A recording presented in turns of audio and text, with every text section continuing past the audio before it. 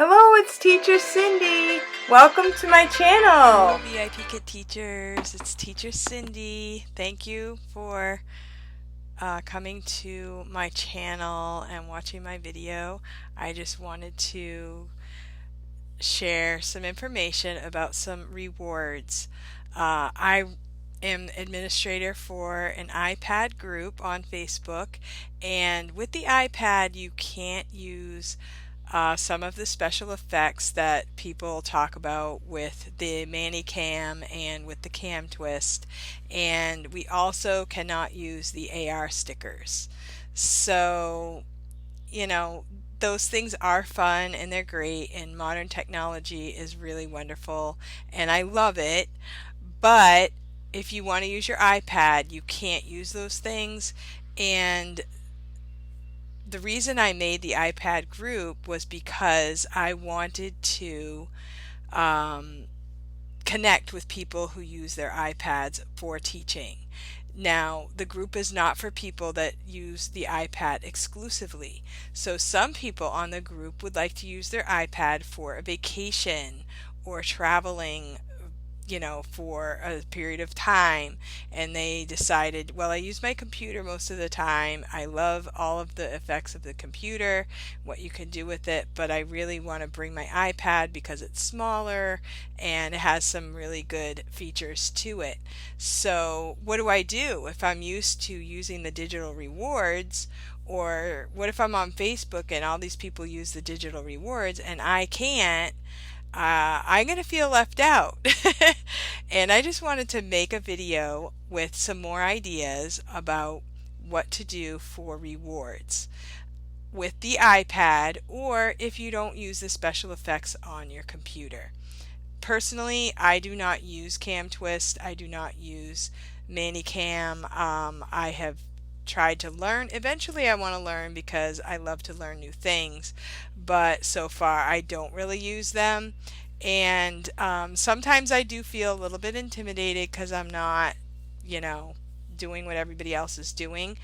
But the biggest part of VIP Kid is connecting with your students and just being a person. If all they want is a video, then they can watch TV. They can watch a video, but they are turning into VIP kids so they can talk to a real person and interact with you and connect really close and personal. And that's what it's all about. So I wanted to share 3 rewards that you can use without any other special effects. You can use them on your iPad, you can use them with a computer, and you can use them for your class. Some of these ideas I have also taken to my brick and mortar school as well, because why keep all of this online? I have students that can benefit from these things in real life as well.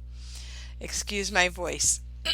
So the first reward I want to share with you is the dice game. Okay, if you go to the drawing reward, there is a drawing reward Facebook group, and in the files you will find several of these dice games.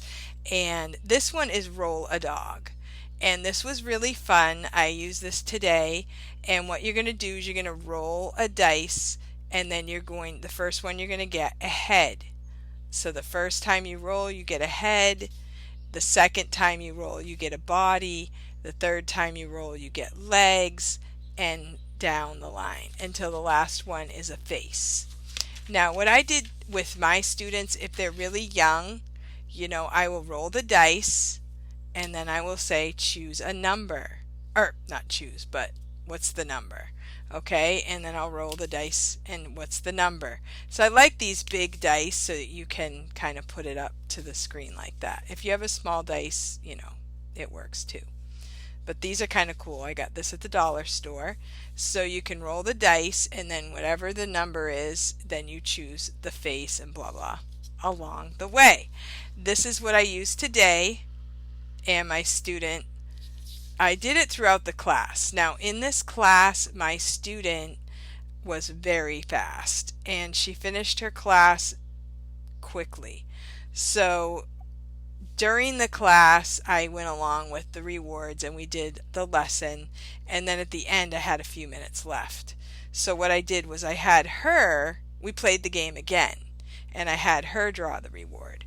So here's a picture of her dog and my dog, the same one.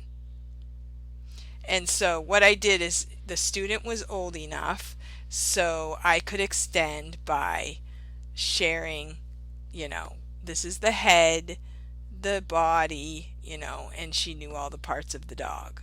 And I could say, do you like dogs? What do you like about dogs?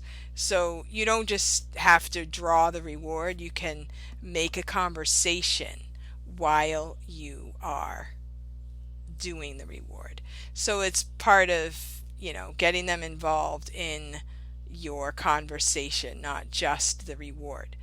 The thing I like about this type of thing, I've seen a lot of people on Facebook talking about rewards, and they get kind of bogged down with trying to figure out all these different rewards and finding all these props, and it does get overwhelming. And when you see someone who has multiple rewards, and they have 15 dinos, and they have puppets and stuffed animals, for me, I get really overwhelmed with too much stuff. I do have too much stuff right here. Like, I have a drawer here with all kinds of rewards. This is one of my favorite ones. These are the Megs in the princess dresses. But some girls don't like princesses, so you have to be careful. Not everybody likes princesses. And the student that I drew the dog with, she loves dogs. So try to find what they like. But when you get overwhelmed with printing and laminating and all of these props, it just gets, maybe that takes away from the lesson if you're thinking more about the prop than you are about the student. So I have some key props close by, but the drawing reward is really cool because it doesn't get old. I mean, every single time you're going to have a different picture. And there's also different ones, like on the back of this one, it's roll a snake. There's roll a robot. There's roll a face. And there's I don't know, 8 or 10. You can also check Pinterest. There might be some other ideas there. But the drawing rewards are great. The kids love to draw. I had a student today, when he had one of his final projects, he drew the most amazing picture of the Tiananmen Square. It was pencil and shaded, and it was just out of this world. He's 12. But when I did the drawing reward, it was so funny because his dog was so, mine's bad, his was worse. But I know he's a great artist, it's just fun. It's just a fun thing to do. So I would totally recommend that if you are, minimal props. Bring your whiteboard, bring your markers. You can even use different colors. Some people like to add a lot of color to their drawings. I like to try to keep it somewhat simple so that I'm not taking away from the lesson. So that's an idea, the roll a dice drawing reward.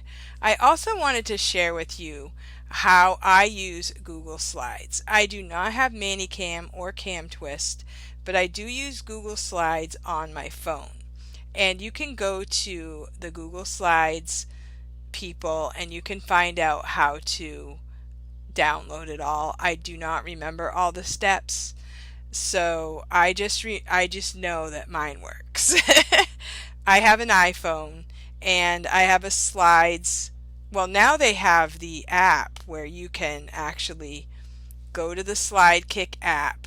You can click on it and then you can look under here. It will have rewards and then it will tell you 5,199 items.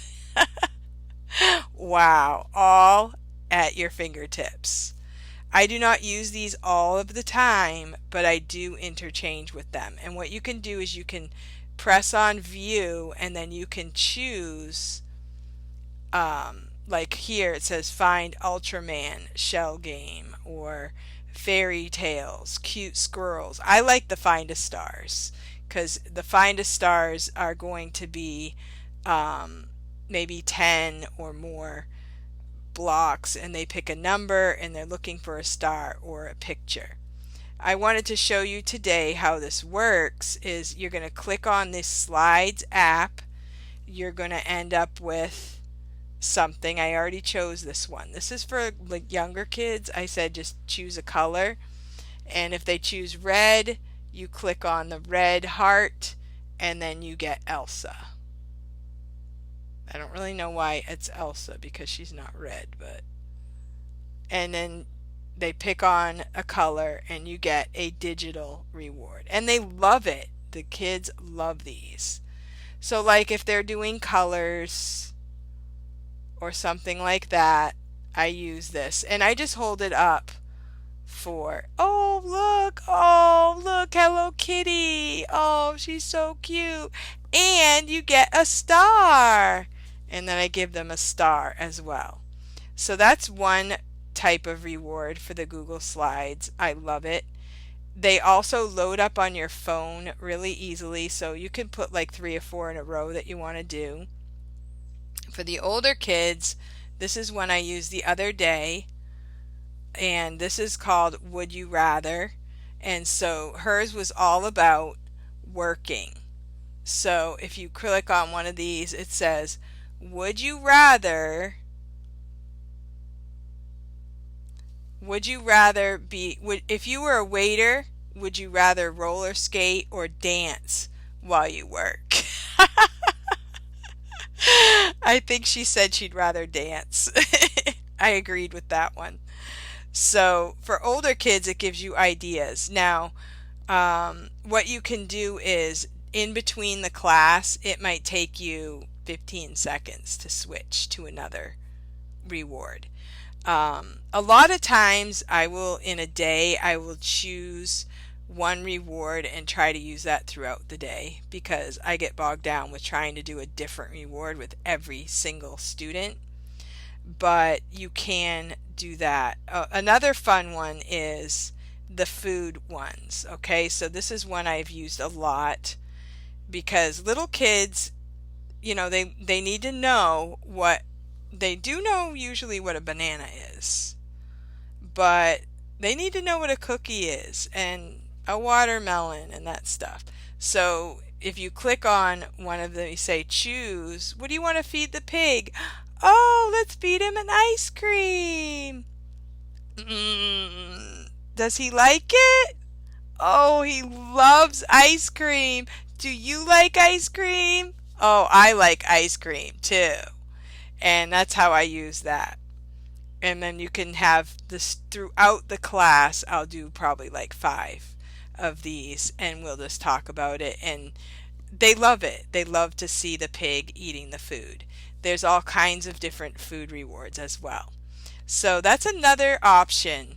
If you are traveling, you can figure out Google Slides on your phone and just hold your phone up to the camera. And I did that when I went traveling, and just pick a simple one because when you're traveling, sometimes you don't have as much time and you don't feel as confident teaching and stuff like that. So just find something simple and stick with it and just be confident with it. That is a really good way with your iPad or even with your computer to do it on your, I do not, like I said, I don't use Cam Twist or Manicam. So if I ever use Google Slides, I'm holding my phone up to the camera and it works great. Another idea that I wanted to share with you is you can make your own rewards. Okay, so like say you are studying family relations. Okay, so say you're on vacation with your family and your student is studying family relations. Okay, so you can go and make a file in your photos of your family and show them your family as a reward. These are my grandchildren. Okay, we went swimming. These are my grandchildren, and we went swimming on vacation. Okay, so you could do like 4 or 5 of your own family activities. Okay, you could even do a video. I'm looking to see what I have in here. I have a video of us like we were riding in the car in Pennsylvania. I just took a video and what it looks like when I'm driving through Pennsylvania. You know, you can make your own. You make a little file with 5 things or 6 things of your family, your scenery, something you did. That's the reward. And I have done this many times, and I've done it mostly for the older kids. Here's one. I went on a hike. You can hear the birds. You can hear me walking. And this is in my neighborhood. So I said, this is where I live. This is what it looks like when we go on a walk in my neighborhood. You know, this wasn't on my road, but it was in my neighborhood. This was a really funny one. This one I went to just a pond down the street from my house. My daughter made this little video.